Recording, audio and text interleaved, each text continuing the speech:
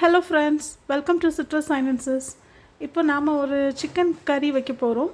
அந்த சிக்கன் கறி இப்போ நம்ம தேங்காய் வச்சு எப்படி பண்ணலான்னு பார்க்கலாம். கொஞ்சம் சிம்பிள் தான். ஃபஸ்ட்டே நம்ம எல்லாமே முடிச்சிட்டோன்னா ஃபைனலாக நமக்கு எந்த வேலையுமே கிடையாது. ஒரு சிம்பிளான ஒரு ரெசிபி தான் இது. ரொம்ப காம்ப்ளிகேட்டட் ரெசிபி இல்லை. ஸோ ஃபஸ்ட்டே நம்ம வேலையெல்லாம் முடிச்சிருவோம். ஸோ இந்த மாதிரி ஒரு பேனை இப்போ நான் நல்லா ஹீட் பண்ணிவிட்டேன். கொஞ்சம் நல்லாவே கூட்டி வச்சுருங்க. அப்போ தான் இப்போ நம்ம கொஞ்சம் ட்ரை ரோஸ்டிங் பண்ண போகிறோம். ஸோ அதுக்கு நான் இப்போது ஒரு கையளவு தேங்காய் எடுத்திருக்கேன். இதை இதில் ஆட் பண்ணிவிடுங்க. இந்த சிக்கனுக்கு நம்ம தேங்காய் வச்சு பண்ண போகிறோம். தேங்காய் வச்சு ஒரு மசாலா அரைச்சி பண்ண போகிறோம். ஸோ அதுக்கு இந்த தேங்காவை நம்ம ஜஸ்ட் இப்போது ட்ரை ரோஸ்டிங் பண்ணுறோம். ஸோ இந்த தேங்காவோட நம்ம இப்போது ஒரு 1.5 இன்ச் சைஸ் ஜிஞ்சர் அதை இப்படி கட் பண்ணி வச்சுருக்கேன். அதையும் ஆட் பண்ணிடலாம். அப்புறம் ஒரு பல்பு ஃபுல்லாக கார்லிக் அதை எடுத்திருக்கேன். ஒரு 10 சின்ன வெங்காயம் அதை லைட்டாக அப்படி வெட்டி வச்சுருக்கேன். இந்த மாதிரி லாங்காக ஒரு 10 சின்ன வெங்காயம். ஸோ 1.5 இன்ச் ஒரு 1.5 இன்ச் ஜிஞ்சர், அப்புறம் ஒரு பல்பு ஃபுல்லாக கார்லிக், அப்புறம் ஒரு 10 சின்ன வெங்காயம் அதையும் அந்த தேங்காயோட போட்டுருங்க.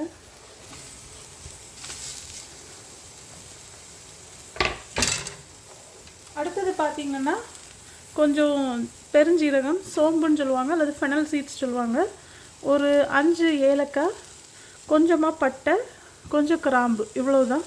ஸோ இதையும் இது கூடவே இப்போ ஆட் பண்ணிவிடுங்க. இப்போ நாம் இதை நல்லா ட்ரை ரோஸ்டிங் பண்ணிடலாம். கொஞ்சம் நேரம் ஃப்ரை பண்ணணும். இதை ஃப்ரை பண்ணும்போது ஒரு நல்ல ஸ்மெல் வரும். இந்த spices and ginger, onion and garlic, coconut எல்லாம் சேர்ந்து இப்போவே அந்த அரோமா வர ஆரம்பிச்சிட்டு, இப்போ போட்டு நான் 1 மினிட் கூட ஆகலை, அதுக்குள்ளே அந்த அரோமா வர ஆரம்பிச்சிட்டு.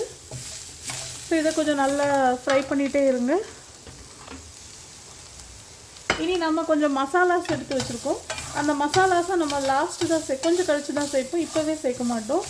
அதுக்கு பார்த்திங்கன்னா ஒரு 3 table spoon chilli powder, 2 table spoon coriander powder, ஒரு 2 டீஸ்பூன் ஜீரக பவுடர், அப்புறம் ஒரு 2 teaspoon pepper powder, 1 teaspoon garam masala powder, அப்புறம் ஒரு 2 டேபிள் ஸ்பூன் டர்மரிக் பவுடர்.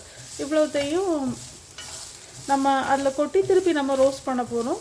இந்த மசாலாஸில் எல்லாத்தையுமே நான் என்னோடய டிஸ்கிரிப்ஷன் இதில் மென்ஷன் பண்ணியிருப்பேன், நீங்கள் அதில் பார்த்துக்கோங்க. நம்ம ரெகுலராக சேர்க்குற அதே மசாலாஸ் தான், புதுசாக இந்த மசாலாஸும் இல்லை. Chilli powder, turmeric powder, coriander powder, இது எப்போவுமே நம்ம எல்லாத்துக்கும் ஆட் பண்ணுறது தான். இது கூட ஜீரக பொடி, pepper powder and garam masala பொடி, அவ்வளோதான். ஸோ கொஞ்சம் கறி ஆரம்பிக்குது. ஸோ நான் கொஞ்சம் கம்மியாக வச்சுட்டேன் ஃப்ளேமை.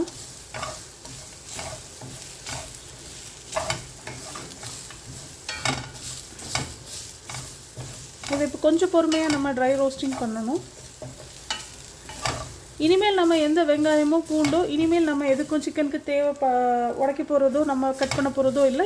இவ்வளோ தான், முடிஞ்சிச்சு. திருப்பி நம்ம ஜிஞ்சர் கார்லிக் பேஸ்ட்டோ எதுவும் நம்ம இனிமேல் ஆட் பண்ண மாட்டோம். ஃபஸ்ட்டே நம்ம ஆட் பண்ணிட்டோம்.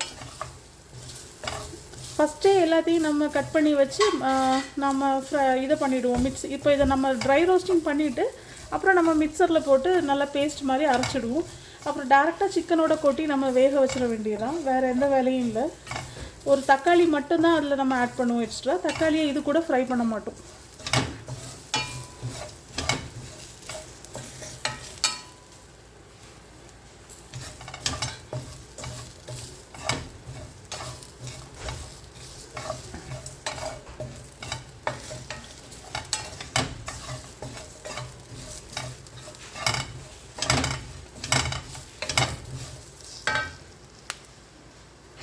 ஃப்ரெண்ட்ஸ், நான் அந்த மசாலாவை லைட்டாக காட்டிடுறேன். இது 3 டேபிள் ஸ்பூன் சில்லி பவுடர், இது கொரியாண்டர் பவுடர் 2 டேபிள் ஸ்பூன், இது ஒரு 2 table spoon turmeric powder, 2 teaspoon pepper powder, ஒரு 2 டீஸ்பூன் cumin பவுடர் அண்ட் ஒரு 1 டீஸ்பூன் கரம் மசாலா பவுடர். இது எல்லாமே நம்ம வீட்டில் இருக்கிற மசாலாஸ் தான், புதுசாலாம் நான் எதுவும் சேர்க்கலை. ஸோ இதில் ஸ்டார்ட் பண்ணது பார்த்திங்கன்னா உங்களுக்கு பார்த்தாலே தெரியுது என்னெல்லாம் ஆட் பண்ணியிருக்கேன்னு. வெங்காயம் 10, சின்ன வெங்காயம் 10, கொஞ்சமாக இஞ்சியை சேர்த்துருக்கேன் ஒரு 1.5 இன்ச், அப்புறம் ஒரு ஃபுல் பல்பு கார்லிக் எடுத்திருக்கேன், பூண்டு ஃபுல்லாக ஒரு ஃபுல்லாகவே எடுத்திருக்கேன், 1 ஃபுல்லாக, அப்புறம் கொஞ்சம் பட்டை, கொஞ்சம் கிராம்பு, கொஞ்சம் பெருஞ்சீரகம், அப்புறம் அவ்வளவுதான். 4 ஏலக்காய், 4 இல்லை 5 ஏலக்காய் சேர்த்துருக்கேன். இவ்வளோதான் இதில் போட்டு ரோஸ்ட் பண்ணிகிட்ருக்கேன். ட்ரை ரோஸ்டிங், எந்த ஆயில் எதுவுமே தேவையில்லை. இந்த கோகோனட்டில் இருக்க ஆயிலே தானே கொஞ்சமாக வெளியே வரும். ஸோ இப்போ ஓரளவு இது ட்ரை ரோஸ்ட் ஆகிடுச்சு. இப்போ நாம் இந்த எடுத்து வச்சுருக்க மசாலாஸையும் சேர்த்துடலாம். அவ்வளோதான் ஃப்ரெண்ட்ஸ், இந்த சிக்கன் குழம்புக்கு தேவையான மசாலா எல்லாமே இதிலே இருக்குது. இனிமேல் நாம் எந்த பவுடரும் ஆட் பண்ண மாட்டோம். இனிமேல் நாம் எந்த ஜிஞ்சரோ எந்த அனியனோ இனிமேல் நம்ம கட் பண்ண மாட்டோம். அவ்வளோதான். இது எல்லாத்தையுமே இப்போது இதையும் கொஞ்சம் நல்லா சாட் பண்ணிவிடுவோம், ட்ரை ரோஸ்ட் பண்ணிவிட்டு இதை தண்ணி விட்டு மிக்சியில் அரைக்க போகிறோம். அவ்வளோதான். அரைச்சி சிக்கனோட சேர்த்து வச்சு குக் பண்ண போகிறோம். 2 தக்காளியை மட்டும் வெட்டி போடுவோம். அவ்வளோதான். வேறு எதுவுமே இனிமேல் நமக்கு வெட்டுற வேலை கிடையாது. இது மட்டும்தான், தக்காளி மட்டும்தான் வெட்ட போகிறோம். ஸோ ஆல்மோஸ்ட் ஒரு சிம்பிள் ரெசிபி தான். முதல்ல நம்ம எல்லாம் பண்ணிவிடுவோம். திருப்பி இனியும் ஒரு வெங்காயத்தை சாட் பண்ணுறது, இனி ஒரு இதை பண்ணுறதெல்லாம் இனி கிடையாது. இதில் எல்லாம் முடிஞ்சிடுச்சு நமக்கு.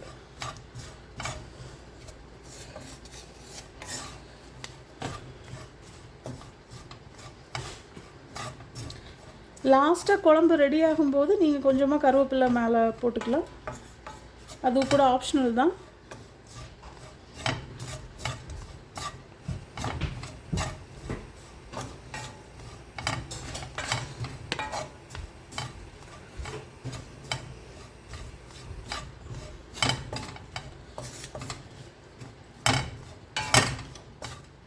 டூ மச் ஆனியன் ஆட் பண்ணால் அப்புறம் இனிச்சிடும். திருப்பிலாம் நம்ம ஆனியன் ஸ்டார்ட் பண்ணி இன்னொரு டைம் ஒரு பேட்ச் ஆனியனெல்லாம் ஆட் பண்ணால் அப்புறம் குழம்பு ரொம்ப இனிப்பாயிடும்.